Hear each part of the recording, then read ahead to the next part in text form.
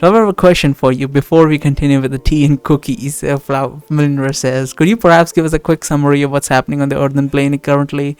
On the earthen plane, Flower asks, and she begins to stare in front of her while moving her hands as if she were controlling invisible strings attached to her body in the real world. Let's see, the flying metal balls are still not moving, but some of the rebels are starting to wake up. Actually, no, it's just one of the rebels. Peter is the only one who is awake in the real world. Oh, I can sense him in this world too. He's swimming through the light outside, trying to retrieve his fins. Guys, I think Peter might also be an ethereal. What about the overseer? Darren asks as he takes a bite from the cookie. He told us that he had a manufactured soul, so something, didn't he? Maybe we can detect his soul out here in the light too. Yeah, I think I can sense him.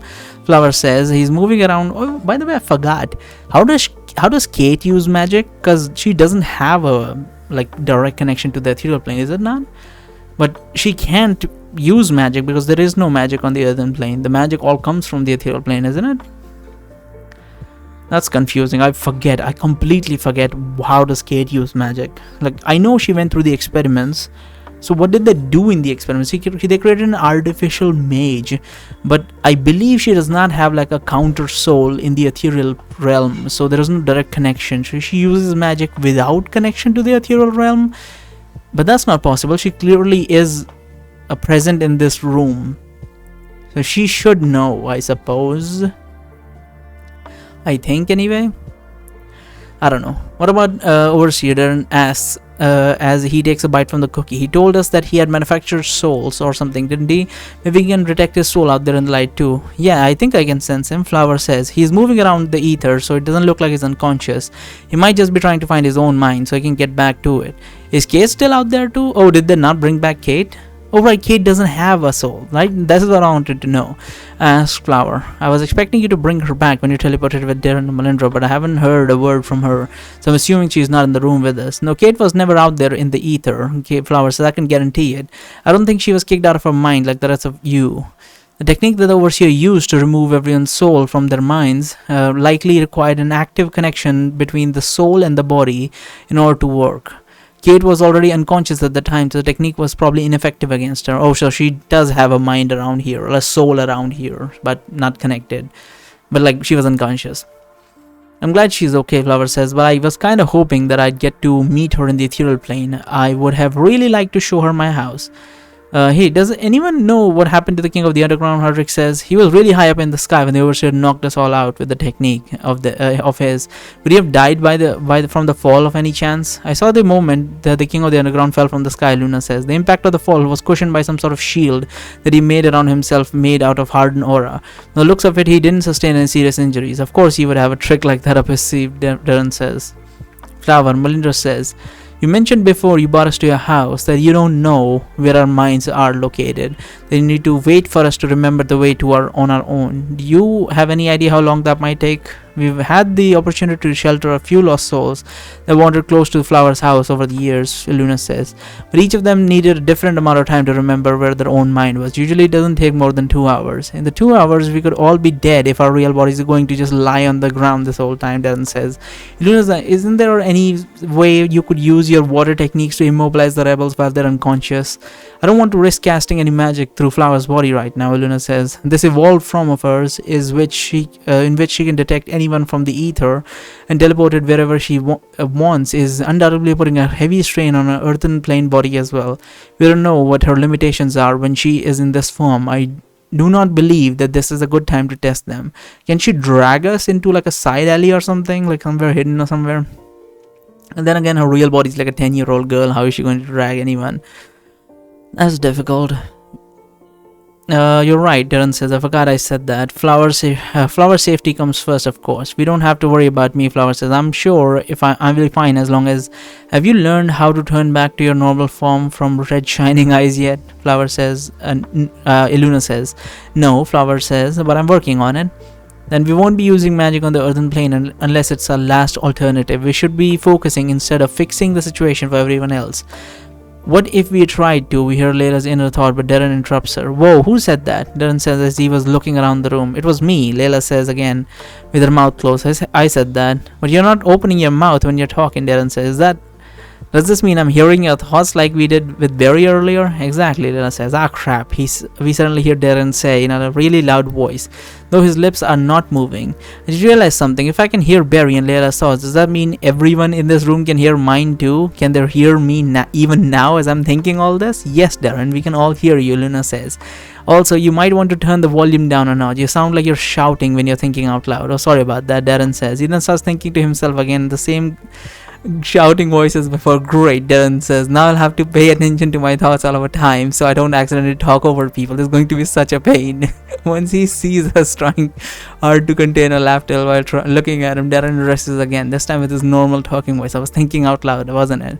Darren says. I tell him. And you were shouting again too, in case you were wondering. Well, that's just fantastic, Darren says. What am I supposed to do now? Adric laughs. Welcome to the club, he tells Darren. Don't worry, you'll get the hang of it soon. Here, let me teach you a little trick that I learned from Barry. It all starts by learning to think with your instinct instead of your brain. As Adric is teaching Darren how to avoid thinking out loud, the rest of us take the opportunity to eat some more cookies. Once they're done talking, Darren turns toward Layla, looking as if he just remembered something different. Layla, I think you were about to make a suggestion before I interrupted you. Darren says, do you still remember what it was? Oh yeah, Layla says, with her lips still not moving as she speaks. I wanted to ask a flower if there was any way for us to fight the rebels here on the ethereal plane. If you're asking me if it's possible to have battles in the ethereal plane, then the answer is yes, but I wouldn't really recommend it. Flower says, why not? Hadrick says, you didn't even know how to create a body for yourself on the plane of existence until recently, and you're asking me why it would be a bad idea for you to get into a fight, Elena says. I think the answer to that question would be self-explanatory. Yeah, but the same thing goes for the rebels as well, Hadrick says. I bet they've never been kicked out of their own minds before either. That should put us on equal terms. Not entirely equal, Luna says. As Flower mentioned before, there is a good chance that Peter is an ethereal too, and we have no way of knowing how good of a fighter he is on this plane of existence. If Flower were to take him on alone in the ether, she might win, but if any of you were to accompany her, it would only make things more difficult for her, because you would all be easy target, and she'd need to defend constantly during her duel against Peter. How would Flower fight in the ether exactly? Would she be using fire magic like in the real world? This is the realm of thoughts and ideas, so there is no magic in the literal sense of words. Luna says, but the concept that lays the foundation of magic are all present in this place. So you can use the techniques that are very similar to magic, but once you get enough practice. I'm sorry, I say to Luna, but did he just imply that the only thing you need to cast magic in this place is to be familiarized with the Oh right, Barry is the home ground actually.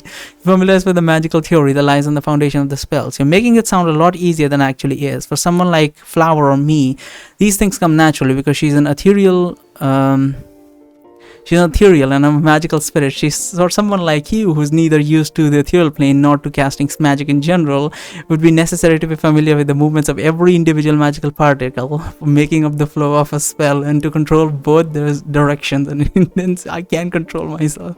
And intensity flawlessly. That is, of course, on top of that, knowing the theory behind the spell. So if I know all that stuff, I should be able to cast the spell, I say. In theory, yes, Iluna says, but I don't see how you could be able to. Great, I say. I'll try to cast one right now. Then give me a second. Attempt to cast a fireball. I highly doubt that's a good idea because it's an exploding spell. Attempt to shoot a gust of wind that would just knock everything all over the place. Attempt to create a water jet. That sounds fun. Let's do this. I take a correct stance and I stretch my arm forward with my palms facing away from me. If I'm going to do this, then I'll do everything by the book. I've memorized these flows 1,000 times. This isn't anything new to me. The only difference between now and then is that now I know for certain that it can be done. This time I won't fail. Imagining the position of the magical particles in my head, I can sense the flow of magic accumulating in front of my palm, just like the books said it would. The volatility of the magical flow takes me by surprise for a moment, but then I immediately remember the advice of an old hermit that I used to visit on a regular basis, back when I still thought that it would be possible for a non-mage to cast magic. When the flow seems like it's getting away from you, you shouldn't try to correct it. The old hermit used to say, that will only make you lose control faster. What you should do instead is follow it. I've told this to many young mages before, but they wouldn't listen. As long as your form is correct and your theory is sound, there is no reason for your spell to fail. Just follow the flow of the magic until it comes back to its original position, and then continue casting the spell. Trust me, no matter how far the flow may seem to stray away from its course, it will always come back. I follow the direction of the stream of the magical particles in with my hand, just like the hermit said. Even though it looks like my spell would break apart any moment right before the spell is about to cancel itself, the particles are heading back as if an invisible force were guiding them to their correct path.